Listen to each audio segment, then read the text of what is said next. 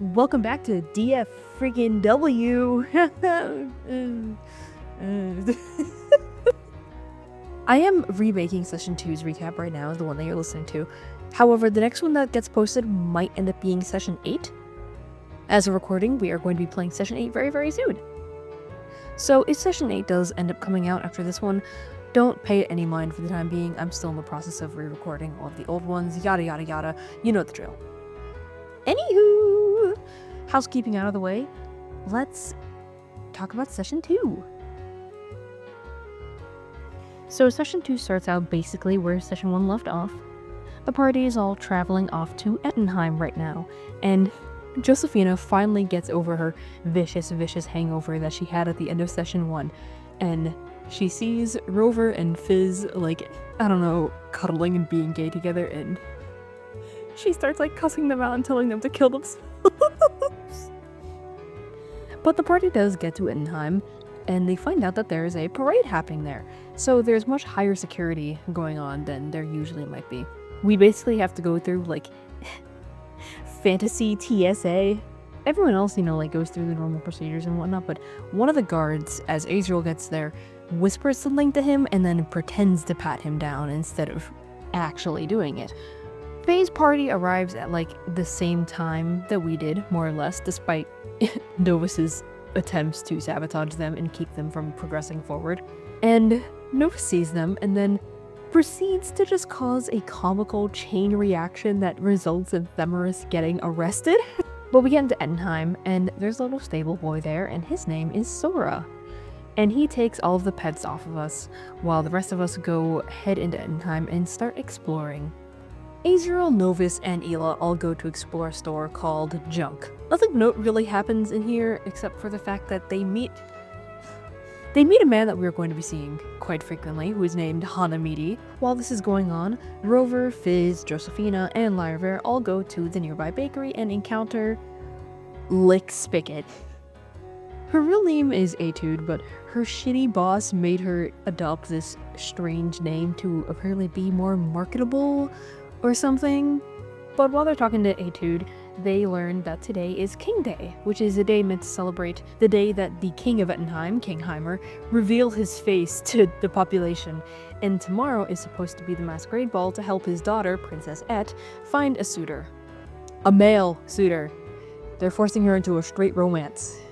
The party all meets back up together, and they meet in what is essentially a rainforest cafe called Eddie's Druidry. Novis is talking to the bouncer, and he, like, rizzes him up and tells him to meet him at Junk that night to, do something.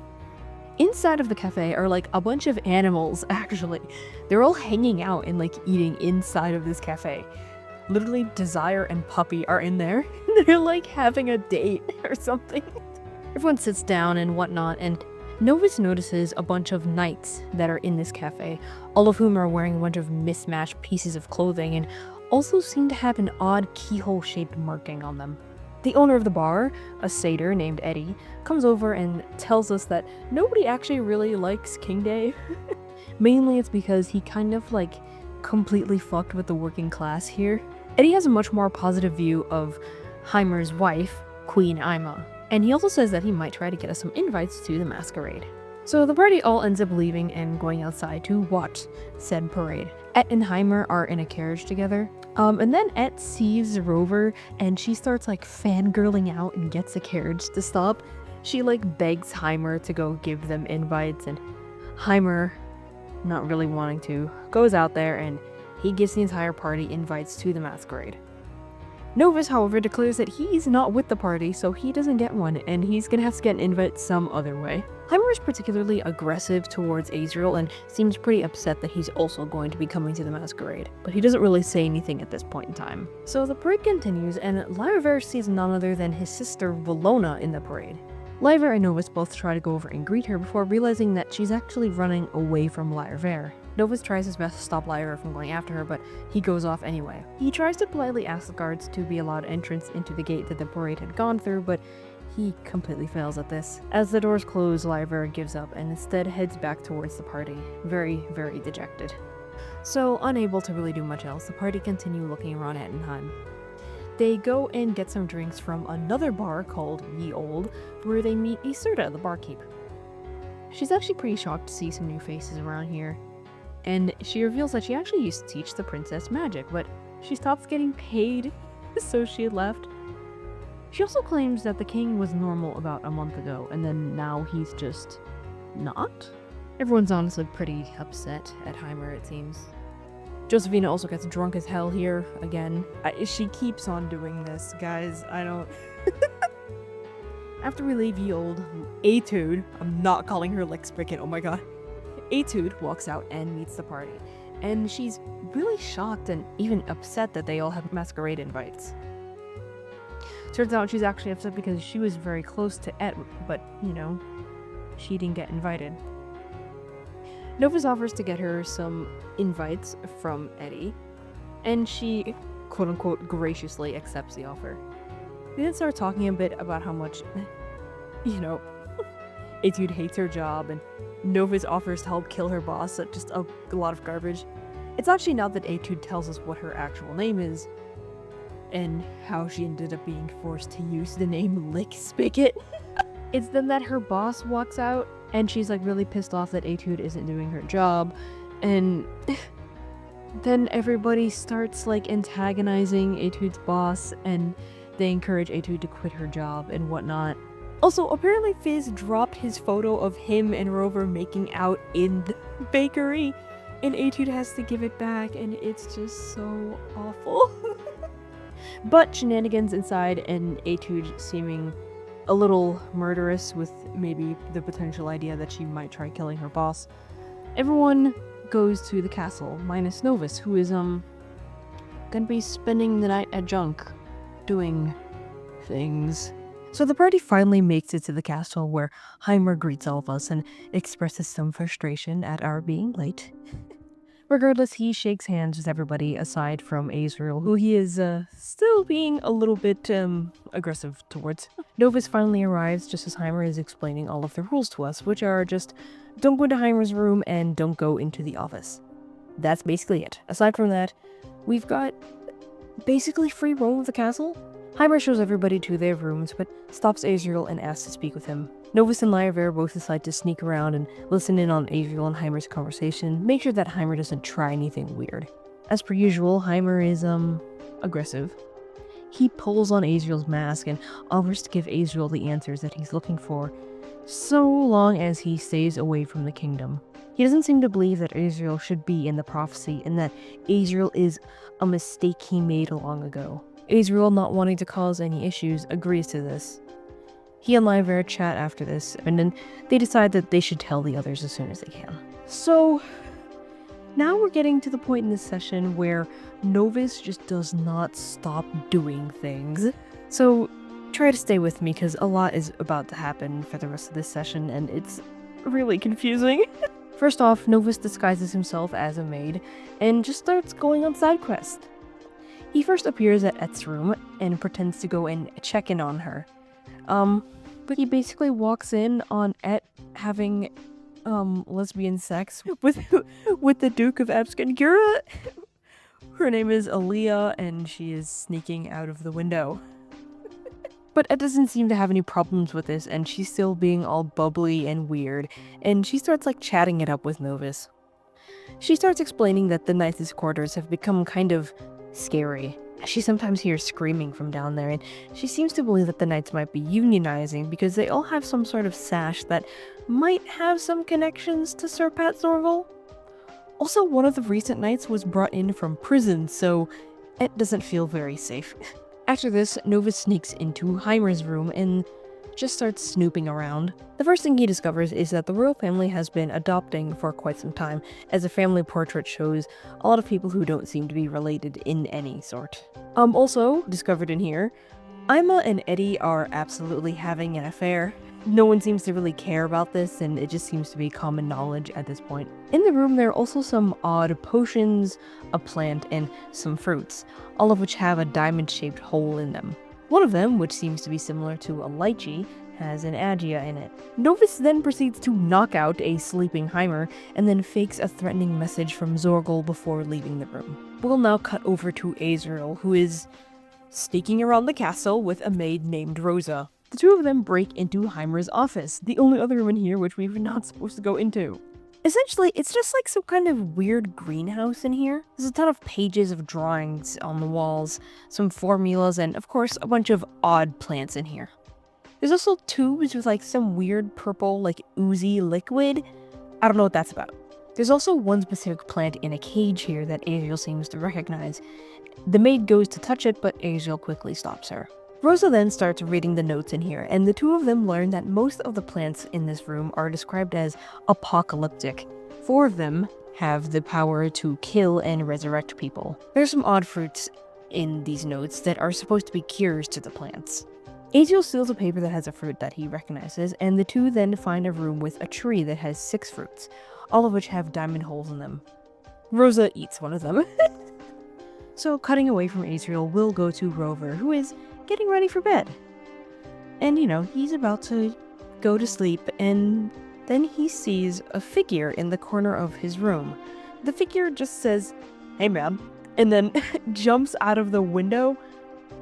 Rover, rightfully freaked out, runs out of there and into the hallway where he meets Fizz, who also encountered the same figure. The two of them run out into the throne room to put distance between themselves and this strange person who appeared. Fizz then tells Rover that the person that they both saw was Sekai, one of Fizz's old bandmates and also his ex, but he doesn't actually tell Rover that, from his band, the Blacksmiths, who'd been stalking the two of them for the better half of their relationship before they had had that brief 1-year-long breakup. The two of them are both rightfully pretty spooked, so they decide that they're going to share a room in order to keep each other safe. And finally, at long last, after all of this nonsense is over, everybody is going to bed. Novis, however, does not have a particularly normal rest. He wakes up in darkness, lying on a bed that is wrapped in chains. There are 2 lights in front of him and one that is behind him, which are revealed to be doors. The one behind Novis is red, with a silver knob and a keyhole, and it seems to call to him. One of the doors in front of him is purple and gray. It sits atop a mound of sand that has swords and other weapons sticking out of it. This door is described as feeling desolate. The last door is red and white, and is surrounded by thornless rose bushes, which have a single red apple sitting on top of them. Novis chooses to go into the purple door, entering into a barren wasteland of some sort of past battlefield. There he finds deserted Sprinkle, who seems to be praying to a giant statue of Josephina. Sprinkle greets him and turns to face him. She's holding a red apple and tells Novis that she is saving the first bite for Josephina. Novis asks if he should take it to her, but Sprinkle says that she'll do it herself tomorrow. Keep this in mind. Oh my god, keep this in mind. The two keep having a cute little conversation, and here are just a few important things that happen. One is that deserted Sprinkle comes here every night, and this is the truest that anyone will ever see her. The two of them bond together over how no one ever seems to really see their true selves. Novis is going to be dreaming of these intramurals and the intramural lobby basically every single night. Theoretically. He's given permission to return here to Sprinkle's intramural if he so chooses. Novis then leaves deserted Sprinkle's intramural and wakes up in his bed in the castle. Now, after that brief little bout of just a calm moment, we're back to some nonsense and honestly just a lot of having to catch people up on all the stuff that went on during the night. So yet again, try to keep up. I'll do my best to make it as cohesive as I possibly can. So in the morning, Novis goes to talk to Josephina, and the two of them realize that they had pretty similar dreams. Novis talks about Sprinkle, and Josephina talks about her intramural. She was in a pleasant little garden that had tons of animals and roses in it. She also said that she received an apple, but did not choose to eat it. Novis then goes back to Et's room disguised as a maid, again, where he finds 16-year-old head maid named Amelia. And, they have a conversation. So, it turns out the castle staff has been informed about Novis's fake Zorgal node, but they all believe it to be very, very real. This is because one day Heimer once showed up and said that Zorgal might appear at the masquerade, so everyone's kind of on high alert. This is especially worrying because the last masquerade that happened suffered from a terrorist attack with a bomb. So everybody's very scared. Heimer has also seemed to become very, very suspicious as of late. He sneaks out to meet with Herx, the Urkady Council, and of course Zorkel, who is a part of that council. And they're just like talking and like having weird meetings at night. I don't know. Novis then goes and checks up with Lyra, who is looking at the map and finds that the gem spot on Ettenheim is now glowing. Novis tells Lyra about, all the stuff, like what he went and found out about in Heimer's room, and also, Zorgel supposedly showing up, maybe? He's also unintentionally really, really mean to Lyra, which causes him to storm off and leave to go get breakfast. When this happens, Azriel shows up, so Novis and Josephina are able to get him caught up, and also he's able to catch them up on all the office shenanigans, yada yada yada. Also, Josephina's faucet apparently has the weird purple ooze that was in the office. The ooze is magic. And also her faucet is the only one that has this issue going on, so yet again, no clue what's going on there. They all go to talk to Rosa, and she tells them the following. Heimer has recently started going to Stolum every single day, for unknown reasons. She also still has some of the notes from the office, and a lot of them seem to have mention of Nalika. Rosa seems to have this conspiracy that whatever's going on with Nalika having been shut down might have been some sort of inside job, and she thinks that all the plants that are in the office might be linked to it. Eventually, Rover and Fizz are caught up on all of this, and they all go down to have breakfast.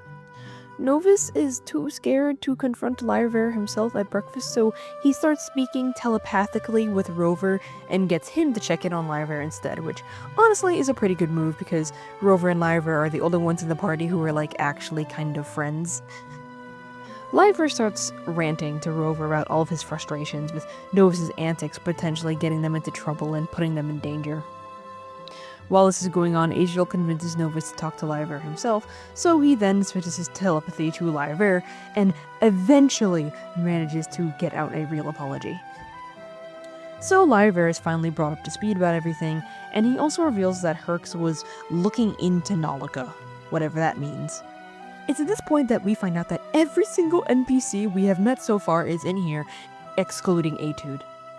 There are also two new people, a guy named Axis, and someone who, looking back, I can only assume is Mrs. Rayano, who is Queen Aima's adoptive mom.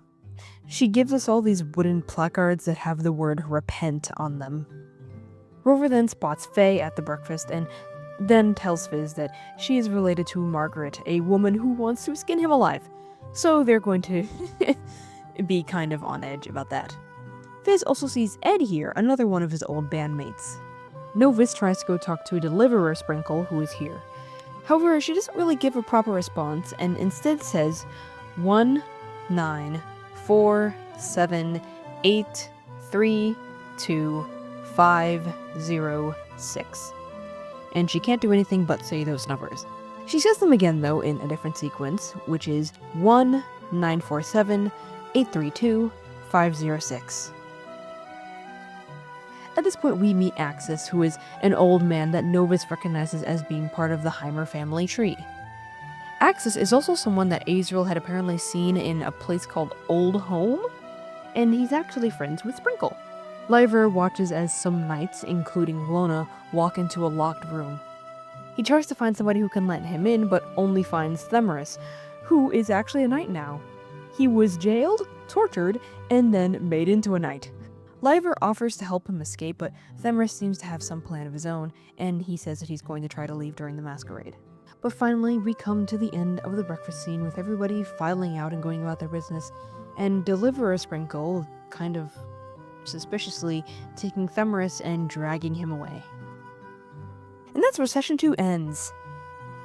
Yippee! Now, once we get to the masquerade, things are really going to start kind of kicking it up a notch, but for now, we're chilling out. So stay tuned. Like I said, I'll have session 8's recap out soon, but eventually I will get around to redoing the session 3 one. So keep an eye out for that. Bye-bye!